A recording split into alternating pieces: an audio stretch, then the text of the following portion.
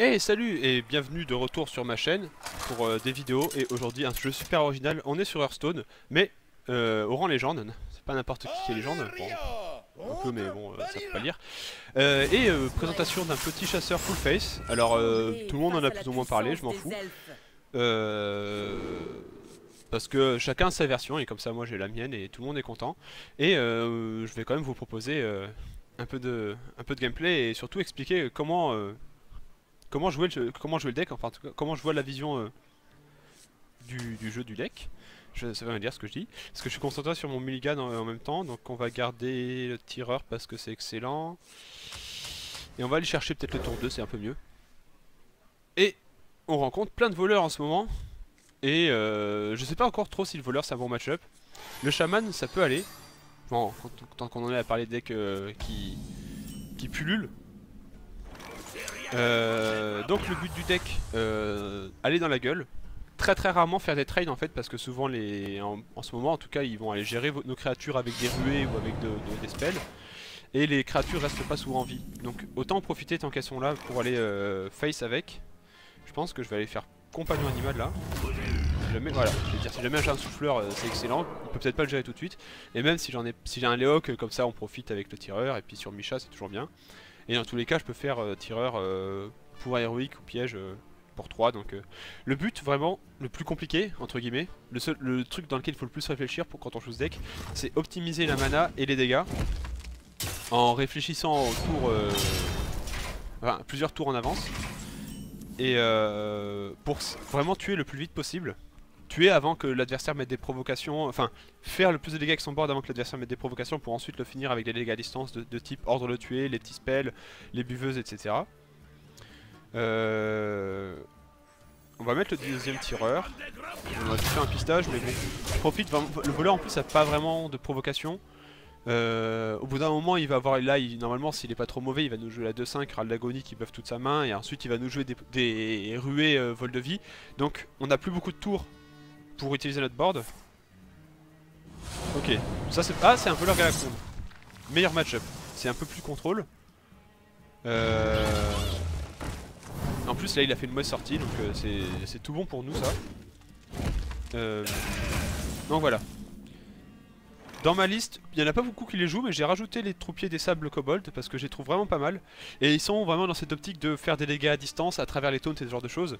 Vraiment les poser tour 2 c'est bien. C'est mieux qu'un pouvoir héroïque, sauf si évidemment on a la bête qui met des secrets hein. Mais c'est mieux qu'un pouvoir héroïque tout seul, ça en termes de points de dégâts. Et ça va vraiment grignoter. Et quand l'adversaire les gère pas, ça fait pour 2 points de dégâts, ça fait vraiment beaucoup. Pour 2 points de mana, pardon, ça fait beaucoup de points de dégâts dans la gueule. Là, alors là, clairement, on s'en fout de son laquais, hein, on le gère pas. Hein. Il fait ce qu'il veut avec. Je pense qu'on va tout simplement jouer le troupier, pouvoir Eric dans la gueule, et il est déjà à 14 en 4 tours. Plutôt honorable. Sachant, ouais, bah ça c'est après c'est plus ou moins grâce à souffleur. Hein. Là, ça se passe pas toujours comme ça. Le but hein, dans la première main c'est d'avoir ces tireurs de précision hein. Ils sont toujours bons à jouer tour 1, quel que soit le match-up. Les renforts toxiques c'est extrêmement fort aussi. Parce que ça fait tout simplement 6 points de dégâts face pour 1 après avoir fait des pouvoirs héroïques. Donc ça permet vraiment de bien finir l'adversaire et prendre l'avantage. Puis ça le force à gérer les gobelins. Et s'il gère pas les gobelins on va mettre des petites patates dans la tête avant de les sacrifier. Donc c'est vraiment sympa. Je dis gobelins non, gnome les ouais c'est pareil. Enfin c'est pas pareil mais ils sont verts donc on les cherche. Là bon bah c'est un peu un no match cette partie hein. C'est pas la plus intéressante. Je dois bien l'admettre. On va quand même pas jouer n'importe comment. On va sûrement faire pouvoir héroïque et piège explosif donc on va avoir mana de rab. Autant commencer par le pistage. Ça c'est trop tard. Ça c'est trop cher. On va plutôt faire ça. Comme ça, le tir des arcanes il se cale facilement en fait et ça fait 2 points de dégâts assez facilement. Là il va pouvoir faire des cris de guerre ou des combos en double. On s'en fiche un peu. Le truc qui aurait pu être un peu chiant c'est... Ah oui non ok. Ça c'est chiant. Le truc qui aurait pu être un peu chiant aussi ça aurait été le Ziliax. Bon, là ça va il l'a pas eu. Des fois faut faire gaffe à pas laisser de board quand c'est des petites créatures. Éventuellement les sacrifier quand on est pas loin de finir l'adversaire. Histoire qu'il puisse pas soigner le tour où il joue Ziliax. Bon, il déclenche le piège explo. C'est toujours ça de gagner. Ça tue sa buveuse. Son laquais, ça on s'en fout. Et il prend les deux dans la gueule. Faut pas trop qu'on tarde quand même parce qu'il peut avoir Galacronde. En plus, je crois qu'il n'aurait pas eu Galacronde là. Parce que je crois qu'il y a une petite animation quand il l'a dans la main. Donc, avant de crier trop fort et trop vite que j'ai gagné, je pense que le mieux de toute façon c'est faire buveuse pour Heroic. Ça fait assez mal. Si jamais il me la laisse en vie, bah, on peut taper avec, on a l'ordre de le tuer à 5, donc c'est la folie. Faudrait pas qu'il y ait Ziliax. Ça on s'en fout, parce qu'on a plus besoin de taper face avec nos créatures. On peut conjurer 2 fois, on s'en bat les couilles. Et du coup on a gagné en faisant buveuse hors de le tuer. Voilà. Bon, en même temps là on était bien parti et lui moins bien parti. Donc là tous les games se passent pas comme ça pour être honnête. Des fois c'est plus compliqué. Mais ce qu'il faut savoir c'est que souvent le match-up se joue au point de vie près. Donc c'est assez important de vraiment calculer le moindre point de dégâts. Par exemple quand on a un mana de libre et qu'on a un tir rapide dans la main, pas hésiter à mettre à utiliser ce mana pour lui mettre un point de dégâts dans la tête, ça peut compter. Parce que on n'aura jamais de... Enfin normalement, même si on joue plein de petites cartes dans le deck, on va jamais avoir de mana en trop, mana qui reste si on joue bien. Parce que mine de rien on va jouer assez vite et on va souvent jouer le pour héroïque. Donc ça prend quand même pas mal de mana tous les tours. Important de optimiser les dégâts, le mana. Savoir quand il faut trade, mais c'est très rare qu'il faille trade. Bon, il n'y a que des voleurs hein, du coup maintenant. C'est bien quand même de rencontrer un chasseur dans cette vidéo. Bon, l'avantage c'est que ça va sûrement être un voleur Ral d'agonie, donc ça sera un deck différent de celui qu'on vient d'affronter. Donc on a tour 1 plus tour 2. Pistage, on n'en veut pas dans la main de départ. Hein. J'ai dit qu'on n'en voulait pas, bon, il n'a pas compris apparemment. Ça c'est toujours bien. On s'en sert rarement de son utilité, en fait c'est plus pour ses stats qu'on le veut. Mais ça peut toujours être utile par exemple pour aller gérer un totem du mal du chaman ou ce genre de truc. Faut savoir que basiquement on va rarement gérer les créatures avec ça. Hein. Comme par exemple là, ce qui est sûr c'est que je vais jouer ça, je vais pas la gérer avec mon pouvoir héroïque. La question c'est est-ce que je la trade? Parce que c'est la seule créature qu'on a envie de protéger hein, du deck. Les autres on s'en fout, elles sont juste là pour leur stats une fois qu'elles sont sur le board. Est-ce qu'il a un moyen de faire 2 points de dégâts? Je sais pas s'il joue backstab, c'est fort probable. Dans le doute, au cas où il est détruit les petits trucs. On va la gérer. On perd un point de dégâts, mais si elle survit, ça fait des trucs assez balèzes. Bon là ça va, il met pas trop de board. On va commencer par pouvoir... Est-ce qu'on fait pistage avant de faire pour héroïque? Je pense pas. On diminue nos chances d'avoir un secret sur le pistage. Alors. Bon, on peut prendre renfort toxique. Hein. C'est pas trop tard de le jouer tour 4, je pense. Au pire des cas, si on optimise la mana, on jouera le deuxième pistage. On a eu nos 2 pistages quand même. Hein. C'est pas de bol de les avoir si vite. Mais d'un autre côté, ça permet d'optimiser un peu les plays. Mais on pourra faire, dans le pire des cas, renfort toxique, pour héroïque et pistage. Surtout s'il nous laisse la 2-3, ce sera hyper bien de faire le pour héroïque. Bon, il nous la laisse pas. Mais il prend des dégâts en la gérant. Donc au final, c'est pas très grave.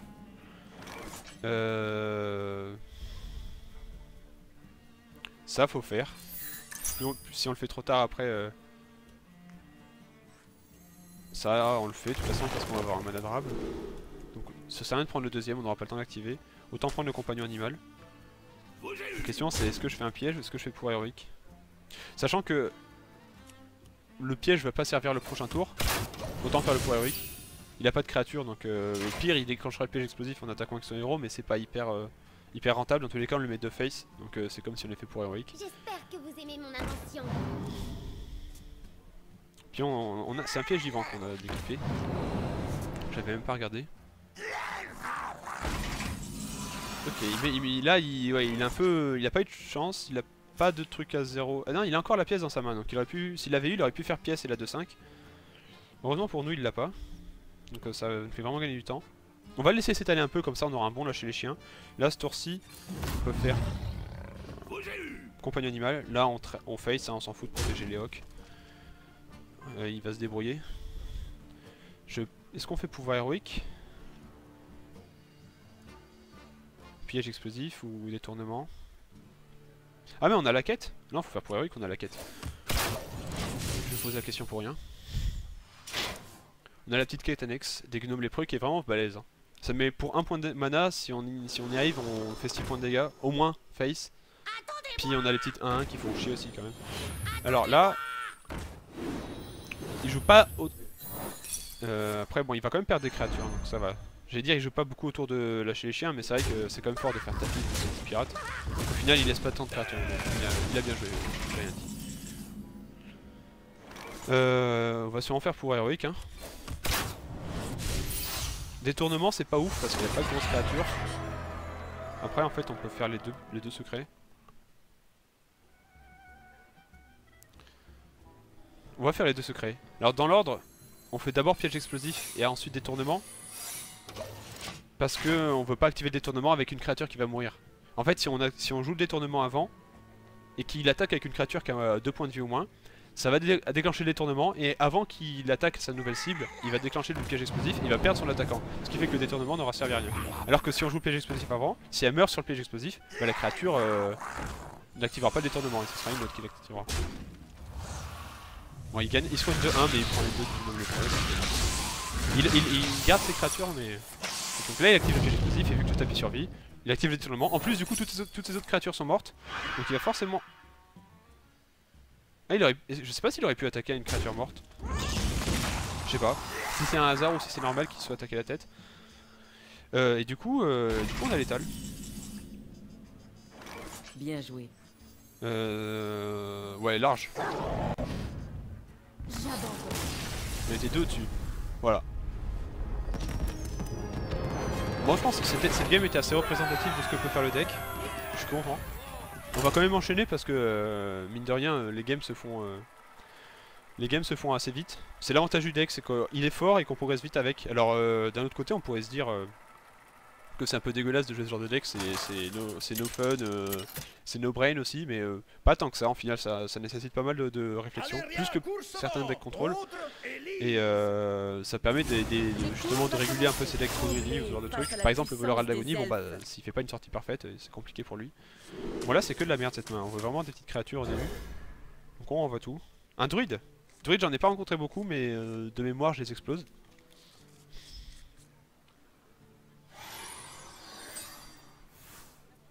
On est deuxième joueur. On préfère souvent être premier joueur quand même. Souvent quand on est un tour 1.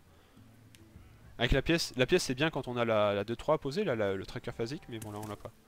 Bonne fête du voile d'hiver. Les druides du coup je sais pas trop ce qu'ils jouent. Ok c'est plutôt big druide, sûrement slash dragon. On est quand même plutôt bien dans ce match-up. On va faire les renforts toxiques. Peut-être pièce compagnon animal au prochain tour. Ça paraît être pas mal. Tant qu'il a pas de créature, on peut le taper avec le... Ouais ok c'est dragon. Après on a elle qui va gérer la féticheuse. Si on a souffleur... ouais non, même si on est souffleur c'est bien. On a Misha, c'est très bien Misha. De toute façon tous les compagnons étaient bien là. Dans tous les cas ils géraient la féticheuse. Et potentiellement mettaient 4.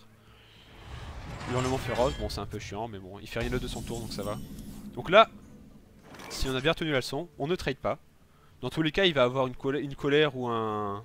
Il va avoir un moyen de la gérer Misha donc... Donc on va quand même... La question c'est est-ce que ça on l'utilise pour tuer la 2-2?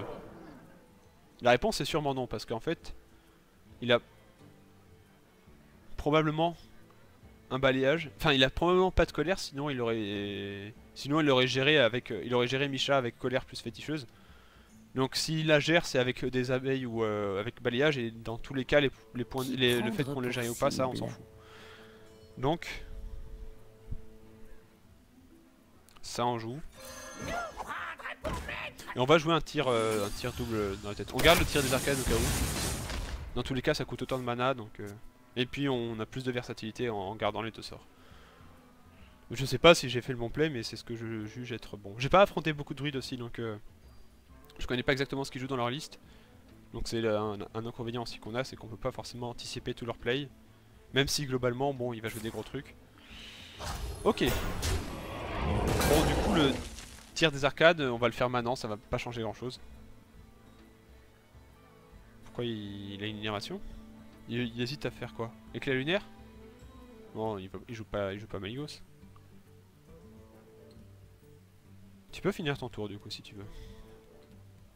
Tant d'incohérence. Oui, tant d'incohérence. La cohérence c'est le pourquoi tu finis pas ton tour, merci. Donc là, tir des arcades, on balance dans la créature, de toute façon on la taunt. Donc, la question ne se pose pas. Bon, il est un peu chiant quand même parce qu'il a gagné l'armure, il a mis des provocations et tout. Donc au final, on lui a pas mis tant de dégâts que ça dans la tête. Il s'en est bien tiré. Il a eu féticheuse, il a eu quand même une bonne sortie, hein. Tour 1 Union fait la force, tour 2 féticheuse, tour 3 hurlement féroce, tour 4 marque du Loa qu'il a eu avec les féticheuses. Ça aurait pu être pire. Ah ça c'est déjà mieux. Comme ça il prend 5 petits dégâts dans la gueule. Moins 1 de pouvoir héroïque. Et il fait rien d'autre. Ça c'est une très bonne nouvelle. On va mettre plutôt en priorité le piège givrant pour éviter qu'il déclenche le piège explosif avec lui son pouvoir héroïque. Puis d'un autre côté en plus ça lui permet de... Vu qu'il va poser des gros tombes, bah, le piège givrant ça va bien le faire chier. Bon sauf s'il pose des grosses provocations et qu'il... Ah ouais ok c'est la version en grandissement qui booste le deck. Ok alors ça c'est chiant. C'est chiant parce que ça a provocation. Mais on a... Ah ouais mais on a piège givrant donc le détournement va pas s'activer. Si le piège givrant va pas s'activer s'il attaque un gnome lépreux... On va jouer aussi piège explosif. Bon du coup j'ai pas joué dans le bon ordre de détournement et piège explosif contrairement à ce que j'avais expliqué avant. Mais dans tous les cas il va pas avoir de créature avec 2 points de vie ou moins donc... Enfin c'est très peu probable en tout cas. Donc ça a peu d'importance. Nous devons faire cesser oui. cette corruption. Bah oui pourquoi pas. Du coup il va invoquer une créature aléatoire de son deck. Bon c'est pas la pire au moins. Du coup ça les invoque avec les buffs. C'est assez drôle ça.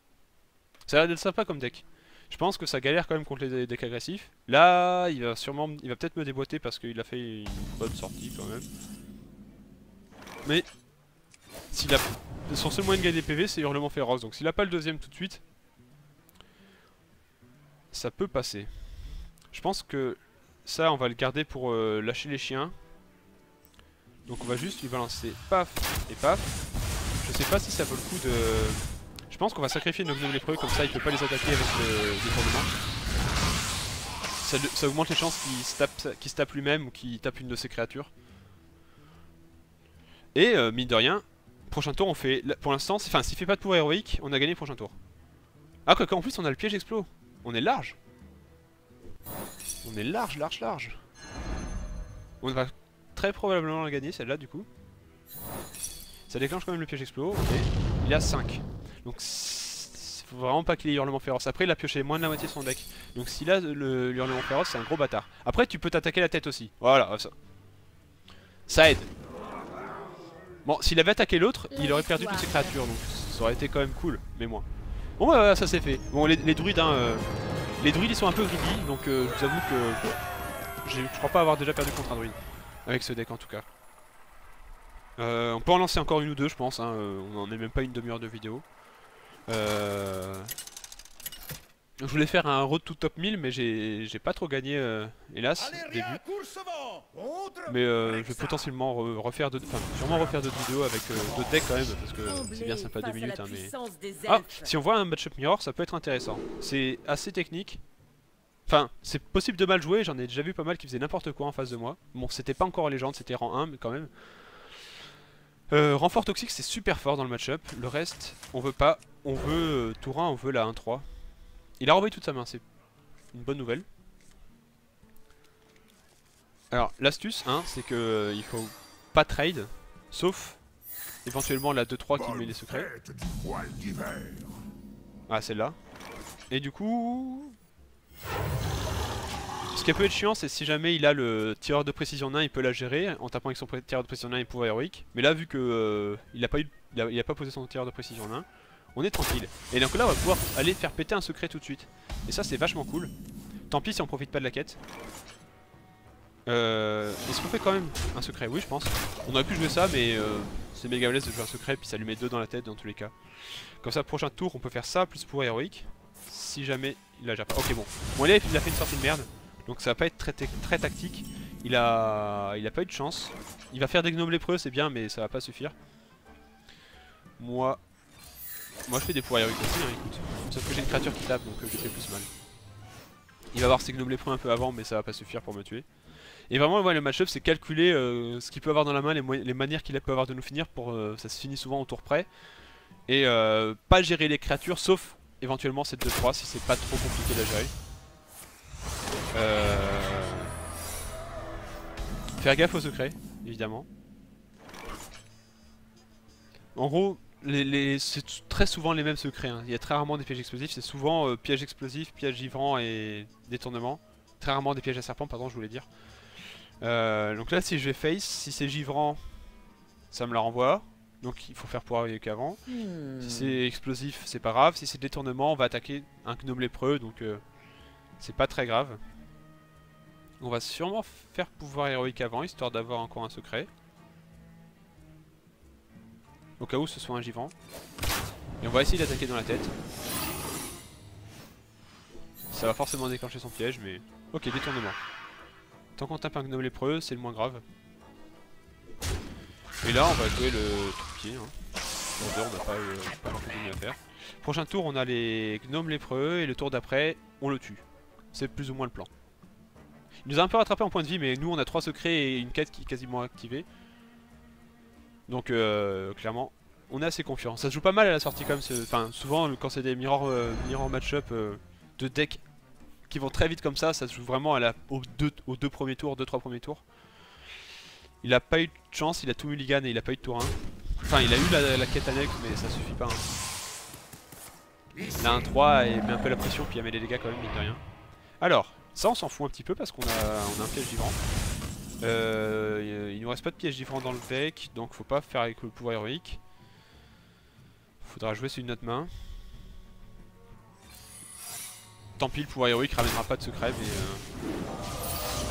on peut gérer Micha aussi. Mais on s'en fout. Donc elle va se faire renvoyer dans la main.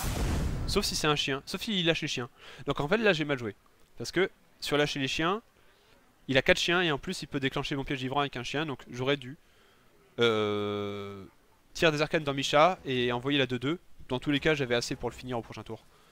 Donc c'est mal joué de ma part. La question c'est est-ce que je la sacrifie quand même pour lui faire un chien de moins. Parce que prochain tour, en fait on va lui mettre 6 avec ça. Il manque 7. Les 7 qui manquent... Ah c'est pas évident de les trouver en fait. On le tue pas forcément. Maintenant. Lui par contre il va pas nous tuer parce qu'on a piège explosif qui nous protège des chiens, donc au final on va rester comme ça. Bon faut faire gaffe hein, quand on joue au Leroy, à pas se prendre un détournement ou piège explosif ou piège givrant. Les 3 pièges nick Leroy, donc faut faire gaffe. Donc là, ok, si tu pouvais attaquer de toi-même ce serait bien. Bon, on va pas non plus trop en demander. Déjà il attaque un gnome lépreux, enfin non il attaque rien du tout parce qu'on a le piège givrant c'est vrai. Bon le détournement ça servait à rien mais c'est pas grave. Ce qui compte c'est qu'il est plus de board. Ça c'est quand même une bonne nouvelle. Bon bah en fonction de ce qu'il fait, hein, on a potentiellement gagné avec Leroy aussi. Hein.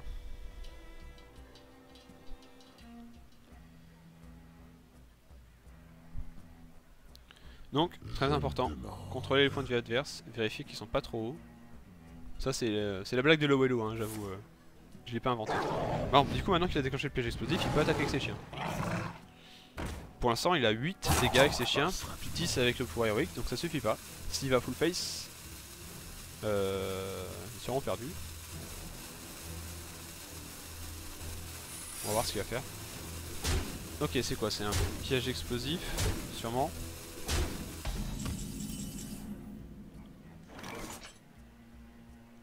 Bon si c'est pas le piège explosif on a gagné. Si c'est piège explosif je pense qu'on en a quand même gagné. Dans le doute on va quand même essayer d'attaquer avec ça là-dedans. Si jamais c'est un givrant. Non en fait ça revient au même. On va quand même aller face. S'il y en a un qui se fait envoyer dans la main on préfère que ce soit ça plutôt qu'un gnome lépreux parce que ça met plus de... enfin ça met les dégâts mourants. Donc on va commencer par attaquer face avec ça. De toute façon si c'est piège explosif en fait on le tue avec Leroy.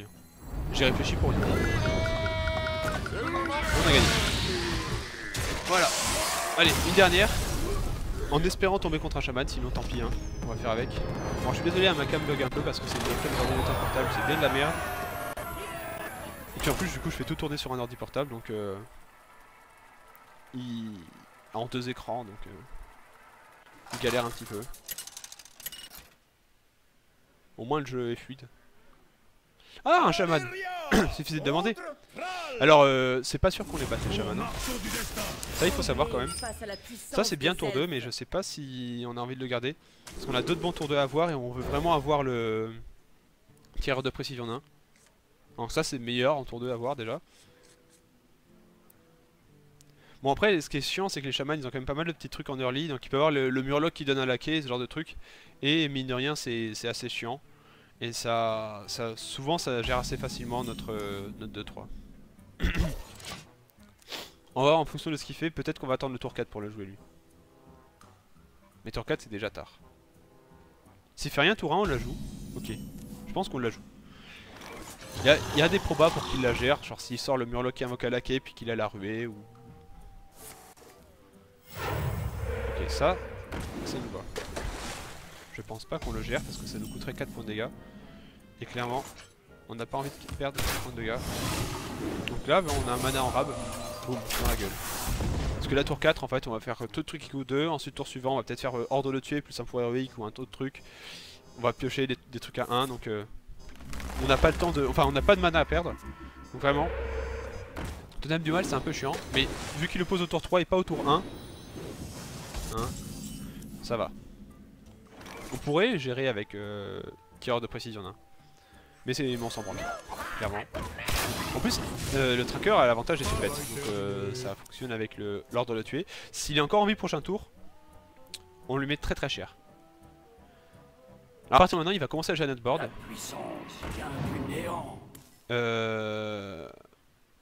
Il a déjà joué la pièce, ça va. S'il avait pas déjà joué la pièce, il aurait pu faire pièce, la 3-3 qui conjure 2 fois, et il aurait quasiment tout fait. Ah, il a ça aussi. Pas de bol qu'on ait piège vivant. Voilà. Ça s'est bien passé, pour nous. Il a pas eu de tour 1, ce qui n'est pas toujours le cas. Donc là, clairement, c'est gagné. Par connaissance, on va profiter du fait qu'on ait une bête hein, pour faire ça. Lui, on le sacrifie que à la fin. Hein. Tant qu'il a envie, on tape dans la tête avec.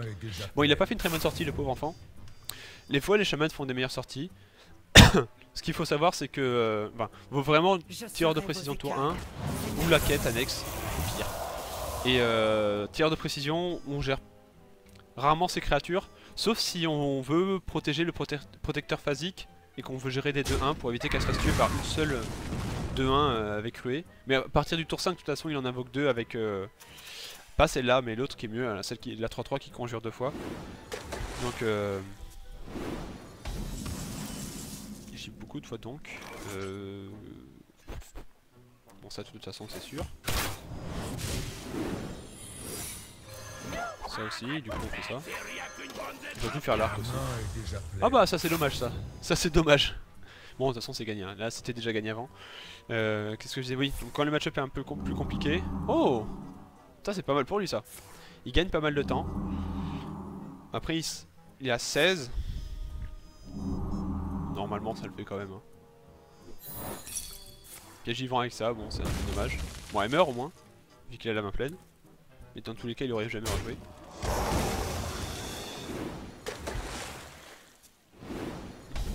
Donc ouais, à part pour protéger la 2-3 contre Shaman et contre beaucoup de decks, aller dans la gueule c'est souvent le mieux. Alors là par contre on va peut-être pouvoir profiter de notre pouvoir sur une créature, même si je pense qu'avec l'arc c'est mieux. Parce que sinon ça nous force à sacrifier le tireur de précision. Autant le faire avec l'arc, hein, tant pis si on perd 4 PV. Alors nos PV peuvent être importants dans le match-up. Parce que il y a un moment à partir duquel il va nous mettre pas mal de dégâts quand il va manquer des gros trucs. Donc ça peut être bien de survivre un tour de plus. Il a pas beaucoup de moyens de mettre des dégâts face à part en jouant Galacronde, à part avec l'arme de Galacronde ou les petits laquais. Donc mais c'est quand même important de faire gaffe à nos points de vie. Même si bon... C'est souvent bien de les sacrifier pour... Ah il a ça aussi pour mettre des dégâts à distance. C'est souvent bien de les sacrifier pour pouvoir passer avec les créatures. Bon il a beaucoup de laquais hein. Forcément à force d'avoir des laquais, il y a ce genre de truc. Bah, c'est pas encore gagné du coup avec son putain de soin. Il a pas Galacronde mais il peut gagner ça. Hein. Il a pas déclenché de piège donc on va garder notre arc. Ah Leroy l'avantage c'est que ça lui invoque pas de dragonnet. On va peut-être le faire du coup. Donc ça nous permet d'aller face avec elle. Prochain tour, on invoque les gnomes lépreux. Alors, faut savoir, j'ai jamais eu à le faire, mais si jamais on a les gnomes lépreux sur le board, enfin qui viennent d'arriver et du coup on peut pas attaquer avec et qu'on a besoin de vraiment faire des dégâts face et qu'on est au dégâts près, on peut penser à faire des tirs rapides sur les gnomes lépreux. Si c'est pour finir l'adversaire, ça peut être utile. Il a même pas conjuré cette fois pour cet esprit. Bon, il veut pas déclencher mes pièges. Et du coup, il me fait pas de dégâts, donc c'est pas grave. On va quand même sûrement le finir avec les gnomes lépreux parce que, à part avec l'armure de Galakrond, il peut pas se soigner. Sauf s'il a évidemment. Enfin, s'il a les buveuses. Bon, il a les buveuses et il peut choper des spells avec son. C'est là qu'il y a, mais bon, il y a rarement des moyens de se garer. De se garer n'importe quoi de se soigner. Et on a quand même. Je crois qu'on a full win dans cette vidéo. Bon, j'avoue, j'ai fait quelques défaites avant. Quand j'étais en légende. Mais je suis arrivé position 1300, 1400 peut-être. Je suis arrivé 1400 et là je suis 1100, donc c'est déjà pas mal. J'espère que ça vous a plu. Que ça vous a un peu expliqué, un peu montré comment jouer le deck. On peut vite faire un tour à la collection. Ce qu'il faut savoir, c'est que c'est le genre de deck où il y a quelques cartes. Oh, attends, je vais virer ma tronche. J'espère que je n'ai pas trop ma tête. Bon bref. Il y a 2-3 cartes qu'on peut changer. Les pièges, on peut en mettre un peu moins. Et pardon, les secrets. Après, c'est quand même fort avec l'arc, hein, des fois. Mais peut-être qu'il y en a un ou deux qu'on peut enlever, qu'on peut laisser en un seul exemplaire. Ça n'empêche pas le tracker phasique d'être super fort, parce que de toute façon, on l'a au début, donc on a forcément encore des pièges, des secrets dans notre deck. On peut rajouter le deuxième lâcher les chiens, le loup des bois, ça peut être bien. Ça dépend. Moi, le lâcher les chiens, j'en profite pas souvent, donc je l'ai viré. Ça peut dégager, mais moi je l'ai mis et franchement je trouve qu'il a fait le taf, hein, je sais pas ce que vous en pensez. Après les ordres de tuer, buveuse, enfin buveuse c'est quand même méga fort, surtout en mirror. Buveuse c'est super fort, Leroy c'est super fort, ordre de tuer c'est super fort, l'arc on n'en parle pas. Les tirs rapides et les tirs des arcanes n'empêche, ça permet de finir ou même de gérer des petits trucs, le tir rapide c'est assez fort. Ça gère le petit murloc de 1 par exemple et sinon ça va dans la tête. Les pistages aussi c'est super fort, tir de précision en 1, on n'en parle même pas. Donc voilà, un petit bug graphique d'ailleurs, niveau de texte, ah bah il est parti. J'espère que la vidéo vous aura plu, si jamais il y a un deck en particulier que vous voulez voir, dites-le moi, mais sinon on présentera d'autres decks qui peuvent être intéressants et assez forts, vu qu'on est en légende. Et merci d'avoir regardé, salut!